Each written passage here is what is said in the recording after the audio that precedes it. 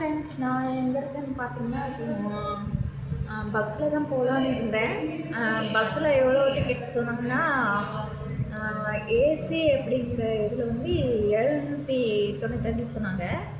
சரி, ஏசியில் தான் அவ்வளோ ரேட்டாக இருக்கும் போல இருக்குது. சாதாவில் போய் கேட்போம்னு பார்த்தா, சாதாவில் சொல்கிறாங்க பாருங்கள், விலை சென்னைக்கு நாகர்கோவிலேருந்து 685 சொல்கிறாங்க. பாருங்கள் எங்கே இருக்குன்னு ரேட்டு. அதனால சரி, பஸ்ஸில் போகிறது நமக்கு சரி வராது. ரயில்வே ஸ்டேஷன் வந்து பார்ப்போம், அதில் எவ்வளோ கேட்குறாங்க அப்படின்னு வந்து பார்த்தா எவ்வளோ டிக்கெட் சொன்னாங்க. 235 சொல்லியிருக்காங்க. எவ்வளோ கம்மி பாருங்கள் ட்ரெயினுக்கு. பார்த்துக்கோங்க, பஸ்ஸுக்கு எவ்வளோ ரேட்டு, ட்ரெயினுக்கு எவ்வளோ கம்மி. எது நமக்கு நல்லது? ட்ரெயின் தான் நல்லது. இப்போ வந்து நாங்கள் ட்ரெயின் ரயில்வே ஸ்டேஷனில் அந்த பெண்கள் மட்டும் தங்குவாங்கல்ல, அந்த இடத்துல இருக்கோம். அச்சா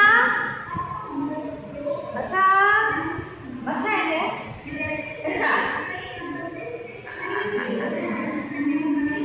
விளையாடுறாலாமா.